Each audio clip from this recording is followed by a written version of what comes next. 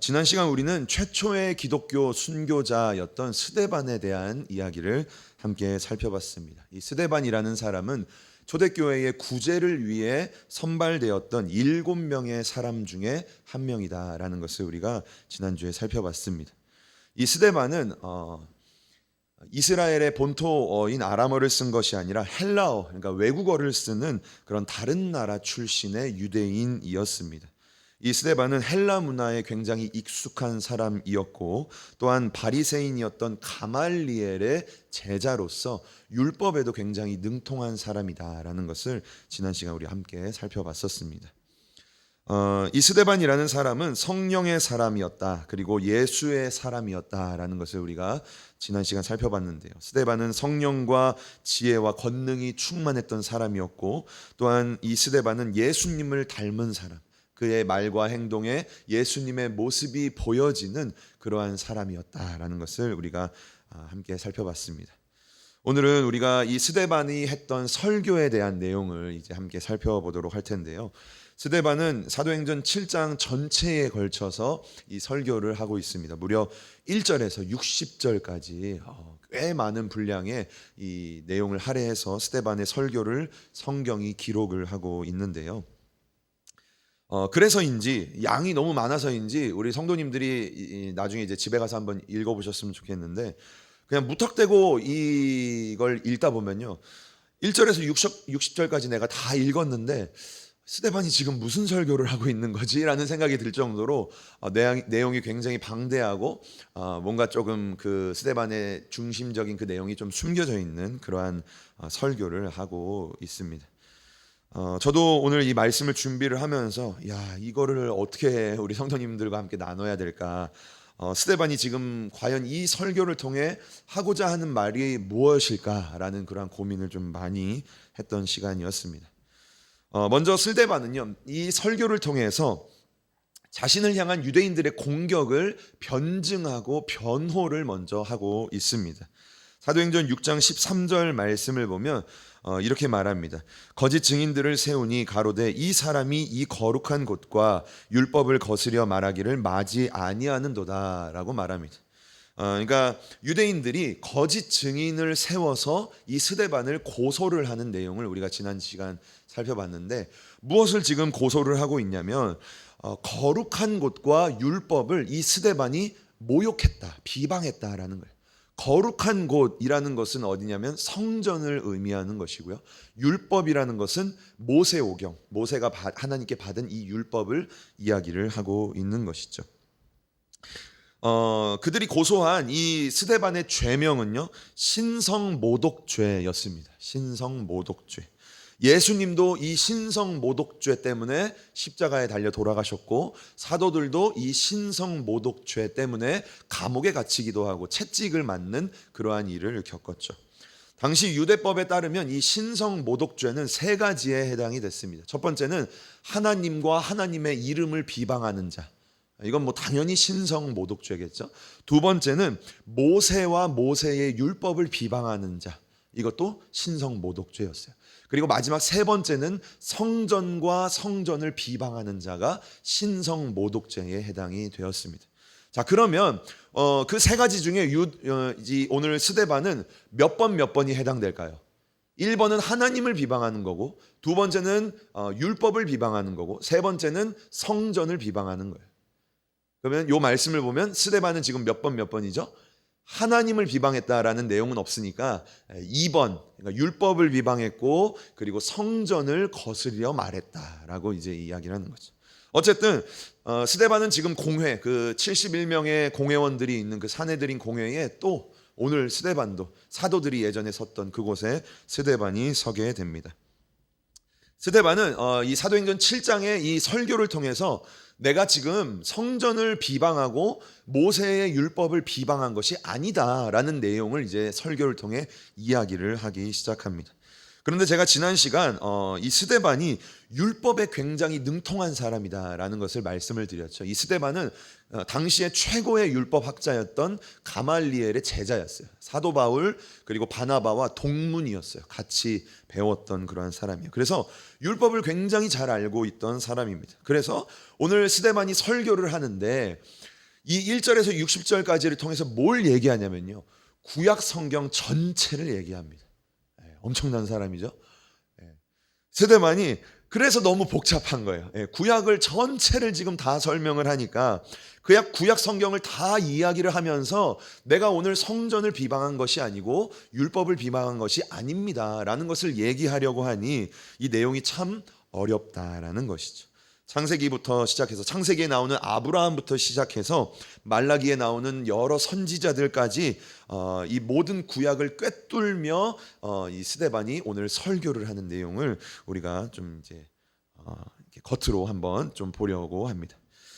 또한 스데반이 대단한 것은요, 구약 성경 전체를 이야기한 것도 참 대단한데 지금 스데반이 갑자기 그 자리에 서게 되었다라는 거예요. 저처럼 이렇게 원고를 딱 준비를 해가지고 이래 합니다, 이게 아니라 갑자기 스데반이 그 사람들에게 고소를 당해서 갑자기 공회 앞에 서게 되고 갑자기 그 말을 이제 설교를 하기 시작했다라는 거죠. 그러니까 스데반의 머리와 마음 속에는 그 구약의 모든 것들이 지금 다 정리가 되어 있는 거예요. 그러니까 술술술 지금 이야기가 나오고 있다라는 거죠. 그리고 그곳에 있었던 스데반의 설교를 들은 71명의 종교 지도자들이요, 그 이야기를 듣는데 그저 듣고 있을 수밖에 없었다라는 거예요. 스데반의 그 설교를 아무도 반박하지 못했어요.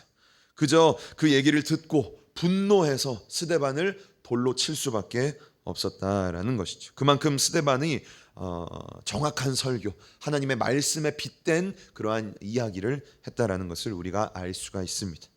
자, 그렇다면 오늘 스데반은 이 설교를 통해 무슨 이야기를 하고 있을까요? 그리고 이 말씀을 통해 우리는 어떠한 영적인 메시지를 찾을 수가 있을까요? 함께 말씀을 살펴보도록 할 텐데요. 우리가 먼저 오늘 이 말씀을 보면서 기억을 해야 될 것은 유대인들이 장소에 대한 관심이 굉장히 많았다라는 거예요. 이러한 배경이 좀 있어야 이 말씀을 볼 수가 있어요. 유대인들이 장소에 대한 관심이 굉장히 많았다. 유대인들에게 중요한 것은 무엇이었습니까? 이스라엘이라는 약속의 땅이 굉장히 그들에겐 중요했어요. 유대인들에게. 그리고 그 안에서 예루살렘이라는 그 도시가 굉장히 유대인들에게는 소중했어요. 그리고 그 예루살렘 안에서도 무엇이 유대인들에게 중요했냐면 성전이라는 곳이 유대인들에게 굉장히 중요했습니다. 왜냐하면 성전은 누가 계신 곳입니까? 하나님이 계신 곳이기 때문에 유대인들에게는 이 성전이 굉장히 중요했다. 유대인들의 관심은 장소에 많이 있었다라는 거죠. 우리가 주일에도 배웠지만 요한복음 4장을 보면 예수님과 사마리아 여인의 대화 속에서도 우리가 예배를 어디에서 드리는 것이 맞냐, 이 장소에 대한 이야기를 합니다. 예루살렘에서 드리는 것이 맞냐, 그리심산에서 드리는 것이 맞냐, 이러한 장소에 대한 관심이 너무나 많다. 그런데 예수님 뭐라고 말씀하시죠? 장소가 아니다라고 이야기를 하고 있는 것이죠. 오늘 스데반도요, 이 예수님과 같이 유대인들에게 오늘 뭘 말해주고 싶냐면 성전에 대한 그들의 잘못된 인식을 고쳐주고 싶었어요. 하나님은 성전에 계신 것이 아니다, 성전에만 하나님이 계신 것이 아니다라는 것을 스데반이 이야기를 하려고 하는 것이죠. 자, 먼저 스데반의 설교를 이제 간단하게 좀 정리를, 너무 길기 때문에 구절구절로는 볼 수가 없고요. 간단하게 한번 살펴보면 먼저 스데반은 2절부터 8절까지의 내용을 통해 아브라함에 대한 이야기를 합니다. 이제 창세기부터 이제 시작이 되는 거예요. 아브라함에게 하나님이 약속을 주신 거예요. 하나님이 아브라함을 부르셨고 또한 그에게 약속의 땅인 가나안을 주겠다. 그렇지만 너의 그 씨앗들이 그 민족이 애굽에서 400년 동안 종살이를 해야만 한다. 뭐 이러한 하나님의 약속들을 아브라함에게 주시는 이야기를 2절부터 8절까지, 그러니까 역사적인 그러한 내용이죠. 그것을 이제 스데반이 먼저 이야기를 합니다. 그리고 두 번째는요, 9절에서 16절까지의 내용인데 여기에 주인공은 이제 요셉이라는 사람을 스데반이 이야기를 합니다. 요셉을 통해서 요셉이 애굽에서 어떠한 삶을 살았는지를 간단하게 이야기를 하고, 요셉을 통해 모든 친족들과 이스라엘이 구원을 받은 이야기, 그 기근에서부터 가나안으로부터 애굽으로 이제 오는 그러한 이야기를 이제 스데반이 9절에서 16절까지의 내용으로 이야기를 합니다. 요 간단한 내용을 통해서 벌써 창세기가 이제 끝난 거예요. 예. 그리고 그 다음으로는 이제 출애굽기로 넘어가죠. 그 다음에는 주인공은 모세입니다. 17절에서 36절까지의 내용을 통해서 이 모세의 이야기를 하게 되는데요. 모세가 어떻게 출생했고, 모세가 어떻게 자라났고, 모세가 살인을 해서 왜 광야로 도망쳤는지, 그리고 하나님이 떨기나무에서 모세를 다시 부르시고 이스라엘을 결국 출애굽시키는 그러한 이야기를 17절에서 36절까지 이야기를 하고 있습니다. 자세한 내용은 우리 성도님들이 나중에 한번 좀 읽어보셨으면 좋겠습니다. 자, 그리고 이제 37절에서 마지막 53절까지가 이제 좀 스데반이 하고 싶은 말을 이제 좀 이야기를 하는 내용인데요. 그것은 바로 우상 숭배에 대한 경고를 이제 스데반이 유대인들에게 하고 있어요. 그러니까 유대인들에게 당신들이 지금 우상 숭배를 하고 있는 것이에요라는 것을 이제 빗대어서 이야기를 하는 거죠. 스데반은 이 37절에서 53절을 통해 유대인들의 무지함에 대한 그러한 이야기를 본격적으로 이야기를 합니다. 먼저 스데반은요, 그들이 광야에 있을 때, 이스라엘 백성들이 그 출애굽해서 광야에서 지낼 때에 그들이 금송아지를 섬겼던 것 기억하시죠? 아론이 금송아지를 만들어서 막 이게 하나님이다 막 섬겼던 그러한 내용도 얘기하고, 그리고 이제 그 광야에서 여러 이방신들을 이스라엘 백성들이 섬겼던, 그것을 숭배했던 그러한 이야기를 이제 이야기를 하게 됩니다. 그리고 이제 시간이 많이 흘러서 결국 이 솔로몬을 통해서 하나님은 성전을 짓게 하시는데, 유대인들의 이 우상 숭배의 모습이 어디로까지 오게 되냐면 성전에까지 오게 되었다. 요 얘기를 이제 스데반이 이 장황한 이 스토리를 통해서 하려고 하는 거예요. 그러니까 여러분들이 했던 그 우상신들, 우상을 숭배했던 그러한 모습들이 지금 어디에 있냐? 성전에 있다라는 것을 이야기를 하고 있는 것이죠. 이 성전이라는 것은 하나님이 이스라엘 백성과 함께 하신다라는 그러한 상징적인 의미인 것인데, 유대인들은요, 이 성전 자체를 우상화해 버린 거죠. 이 성전 무너지면 큰일 나는 것처럼, 이 성전이 없어지면 막 하나님 없어지는 것처럼 그들이 생각했다라는 거예요. 근데 스데반은 그게 아니다라는 것을 회개하고 뉘우쳐라라는 것을 오늘 이 설교를 통해서 하고 싶었던 것입니다. 자, 그렇다면 이제 이 성전에 대한 그러한 내용을 이제 조금 자세히 살펴보려고 하는데요. 먼저 스데반이 성전에 대해서 어떻게 이야기를 하고 있을까요? 사도행전 7장 46절과 47절 말씀을 우리가 먼저 읽어보겠습니다. 함께 읽겠습니다. 다윗이 하나님 앞에서 은혜를 받아 야곱의 집을 위하여 하나님의 처소를 준비케 하여 달라 하더니 솔로몬이 그를 위하여 집을 지었느니라. 아멘. 먼저는 하나님이 다윗에게 그 성전에 대한 열망을 주셨습니다. 다윗이 하나님의 성전 너무 이게 짓고 싶다.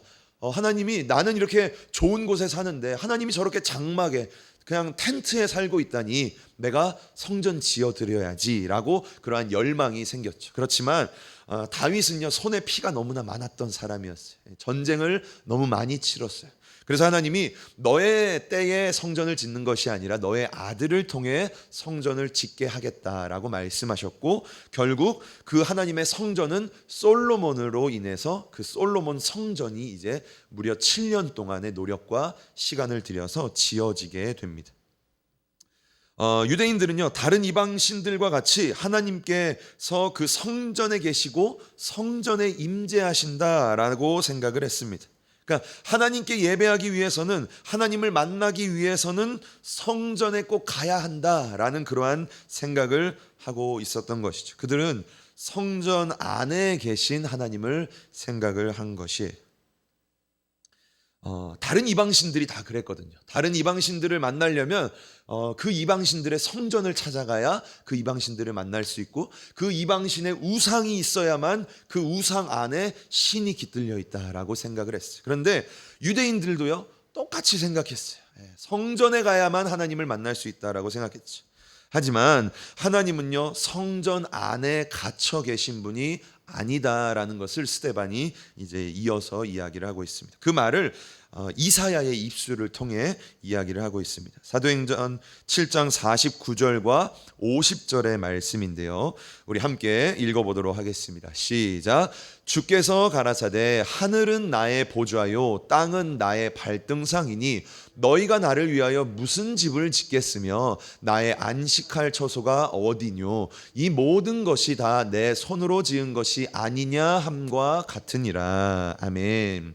이사야 66장 말씀을 보면요, 하나님께서 이사야의 입술을 통해 이스라엘 백성들에게 이렇게 말하고 있는 거예요. 하늘은 나의 보좌고 땅은 나의 발등상, 나의 발판인데, 그러니까 무슨 말입니까? 온 세상에 내가 충만하게 지금 있는데 너희가 무슨 나의 집을 짓겠다라고 지금 이야기를 하고 있느냐라고 이야기하는 것이지. 그러니까 하나님은 성전 안에 갇혀 계신 분이 아니다. 온 우주 만물에 충만하신 분이다라는 것을 하나님 스스로가 이사야의 입술을 통해 이야기를 하고 있고, 오늘 스데반은 이 이사야의 말을 이제 인용을 해서 이 유대인들에게, 이 성전만 붙들고 있는 유대인들에게 성전에만 하나님이 계신 것이 아니에요. 온 우주 만물에 하나님이 계십니다라는 것을 깨우치고자 했다라는 것이죠. 우리 성도님들은 무소부재하신 하나님이라는 말을 아십니까? 무소부재, 좀 어려운 말이죠. 무슨 말이냐면 하나님은요, 어디에나 계신 분이다라는 거예요. 하나님은 공간의 제약을 받는 것이 아니라, 하나님은 우리가 지금 예배하고 있는 이곳에만 있는 것이 아니라, 하나님은 지금 온라인으로 예배하고 있는 우리 성도님들이 계신 그곳에도 하나님은 계시고요, 또한 하나님은 우리 하나님을 예배하지 않는 그 사람들이 있는 곳에도 하나님은 충만하게 계시는 분이시다. 언제나 어디서나 계시는 분이 우리 하나님이시다라는 것이죠. 그것이 무소부재라는 말입니다. 시편을 보면요, 다윗도 이것을 깨달았습니다. 하나님이 성전에만 계신 게 아니구나라는 것은 다윗은 이미 알고 있었어요. 시편 139편 7절에서 10절까지의 말씀을 우리 함께 읽어보겠습니다. 함께 읽습니다. 내가 주의 영을 떠나 어디로 가며 주의 앞에서 어디로 피하리이까? 내가 하늘에 올라갈지라도 거기 계시며 스올에 내 자리를 펼지라도 거기 계시니이다. 내가 새벽 날개를 치며 바다 끝에 가서 거주할지라도 거기서도 주의 손이 나를 인도하시며 주의 오른손이 나를 붙드시리이다. 아멘. 다윗은 이미 알고 있었던 거예요. 하나님은 온 우주 만물에 충만하시구나. 하나님은 내가 하늘에 가도 거기에 계시고, 하나님은 내가 스올, 저 스올이라는 것은 땅의 끝, 아예 땅끝 밑을 말하는 겁니다. 어쨌든 그곳에 가도 하나님은 여전히 그곳에 계시고, 그리고 하나님은 내가 바다 끝에 가도 하나님은 그곳에 여전히 계시는 분이시구나 라는 것을 다윗은 알고 있었다라는 거, 이미 알고 계셨던 것이죠. 하지만 유대인들의 실수는 무엇이었습니까? 이 말씀이 율법에 그대로 있는데, 하나님의 말씀에 이것이 있는데 이것을 몰랐던 거예요. 이것을 놓쳐버린 것이죠. 하나님, 온 우주에 충만하신 그 하나님을 그 작은 성전에 가두어 두려고 했다라는 것이에요. 그것이 유대인들의 실수였던 것이죠. 하나님은 거기서만 만날 수 있고, 하나님은 거기에만 계신 것처럼 유대인들은 믿고 행동했다라는 것입니다. 그리고 그것이 점점점 발전해서, 처음에는 성전을 그렇게 상징적인 의미로 생각을 했는데 점점 이 성전이 중시화되어 버리고, 그리고 점점 이 성전이 거룩해지고, 그리고 이 성전을 숭배하는 그러한 단계까지 나아가게 되었다라는 것입니다. 그래서 예수님이 내가 이 성전을, 너희들이 이 성전을 헐어라, 그럼 내가 3일 만에 다시 짓겠다라고 말하니까 이거는 무조건 신성모독인 거죠. 하나님이 계신 성전을 헐으라고 말하다니 비방한 것이잖아요. 그때부터 유대인들이 예수님을 죽이려고 한 것이지. 10계명 중에 여러 계명들이 있지만 제2계명이 무엇인지 아십니까? 제2계명은요, 우상을 만들지 말라라는 계명이에요. 출애굽기 20장 4절 말씀인데 우리 함께 읽어보겠습니다. 시작. 너를 위하여 새긴 우상을 만들지 말고 또 위로 하늘에 있는 것이나 아래로 땅에 있는 것이나 땅 아래 물속에 있는 것에 아무 형상이든지 만들지 말며. 아멘. 하나님은요, 이스라엘 백성들에게 우상을 만들지 말아라 라고 말씀하십니다. 그리고 더 나아가서 하나님을 믿더라도 하나님에 대한 어떠한 형상도 만들지 말아라 라고 이야기를 하고 있어요. 어떠한 형상도 만들지 말아라 라고 얘기하고 있죠.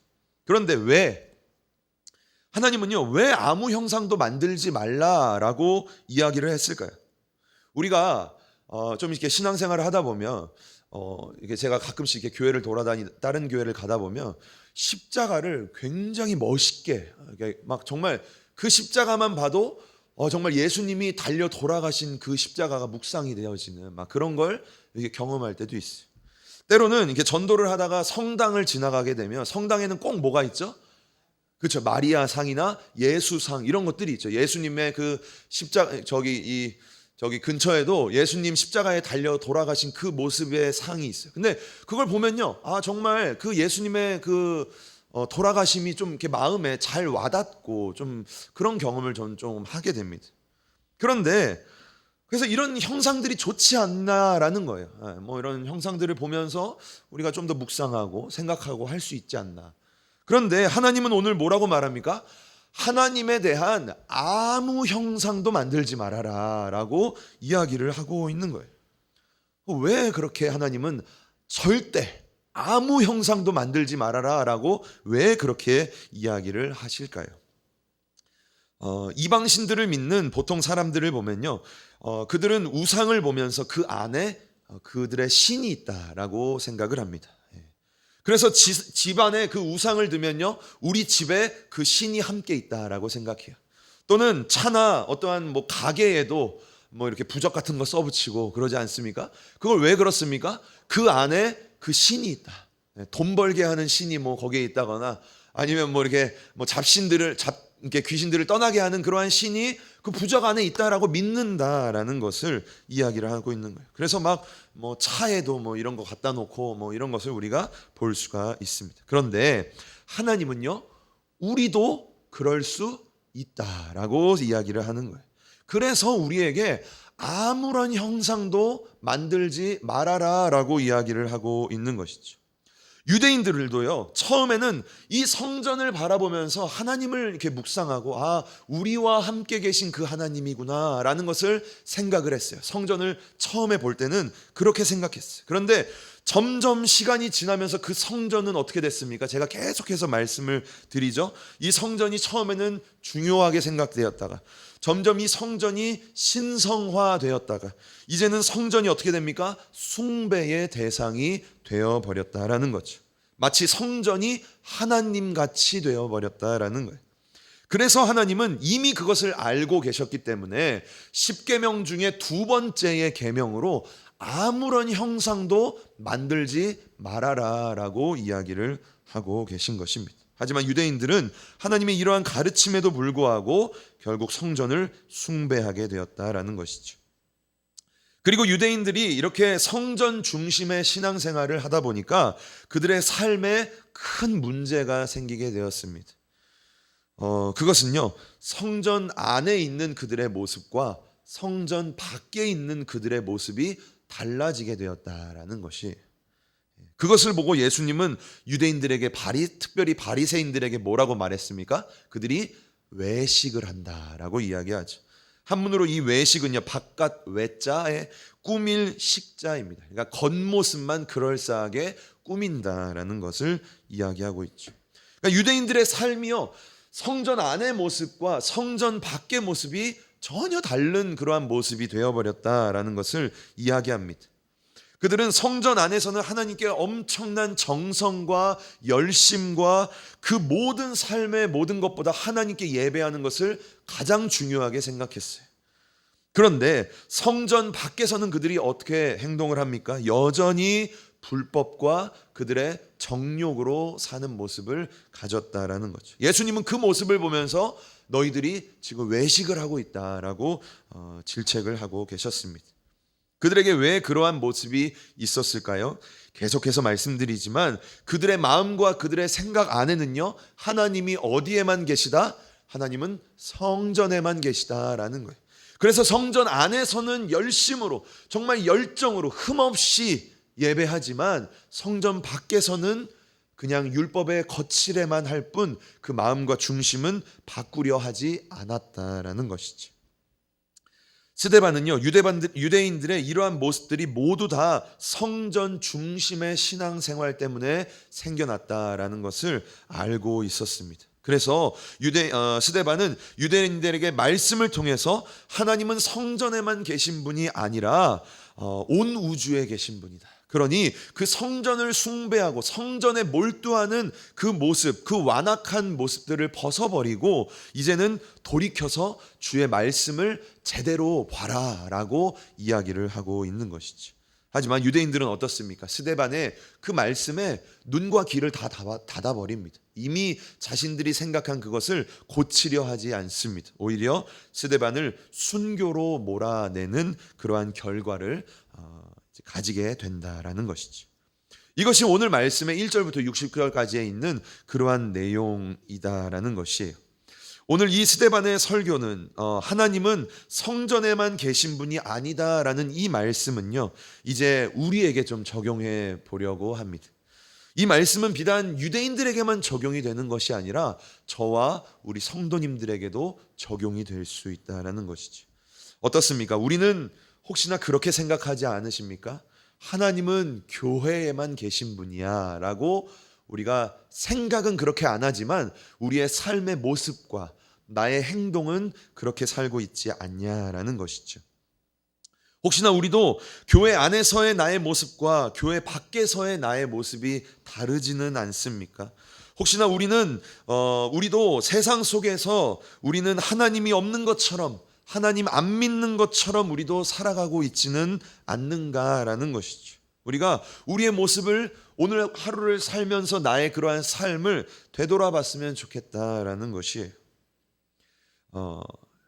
우리가 지금 이 시간 이렇게 예배를 드리고 있는데요. 예배라는 것은 무엇일까요? 예배라는 것은 우리가 은혜 받는 시간이 아닙니다. 그렇죠? 네.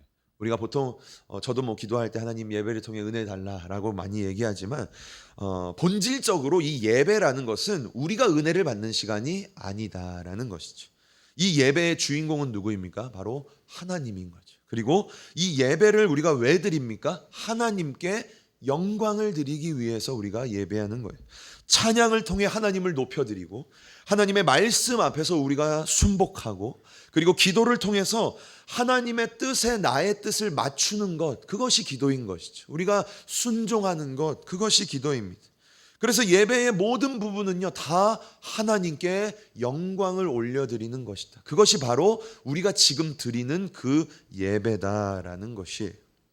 그런데 고린도전서 10장 31절 말씀을 보면 이러한 말씀이 있습니다. 우리가 다 알고 있는데 한 목소리로 읽어보겠습니다. 시작. 그런즉 너희가 먹든지 마시든지 무엇을 하든지 다 하나님의 영광을 위하여 하라. 아멘.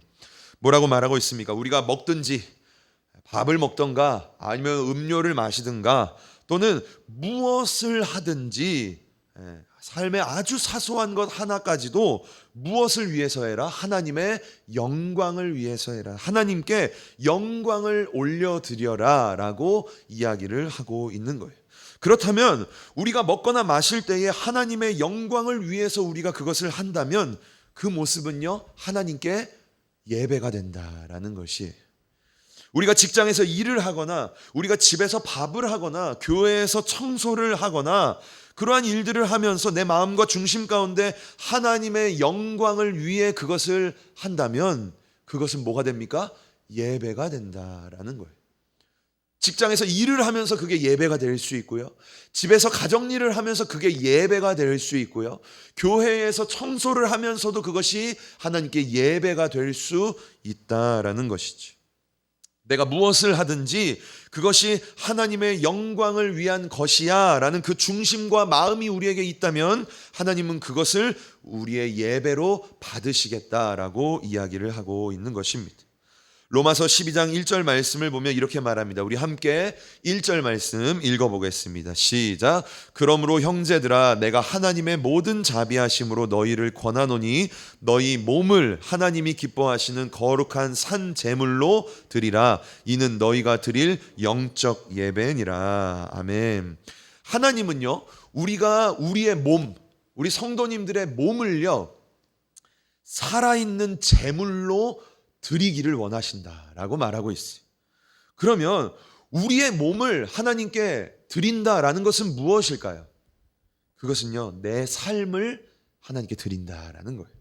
나의 생활을 하나님께 드린다라는 거예요. 나의 하루하루를 하나님께 드린다라는 것이죠. 그리고 그것이 진정한 영적인 예배다라고 성경이 이야기를 하고 있는 거예요.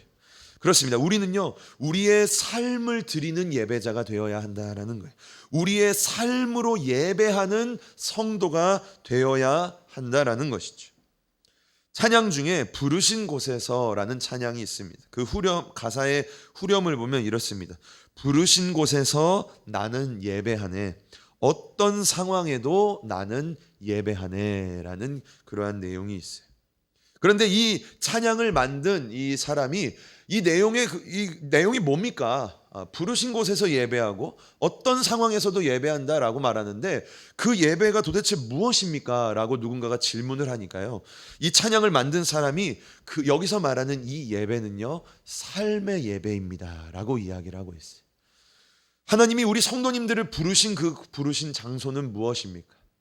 하나님이 우리를 가정에서 부르셨습니까? 하나님이 우리를 직장에서 부르셨습니까? 하나님이 우리를 사역자로 부르셨습니까? 그곳이 하나님이 우리를 부르신 장소다라는 거예요. 그럼 우리는 그곳에서 무엇을 해야 됩니까? 하나님께 예배해야 된다라는 거예요. 우리 성도님들이 가정에서 예배해야 되고, 우리 성도님들이 직장에서 예배해야 되고, 우리 성도님들이 교회에서 예배해야 된다라는 것이죠.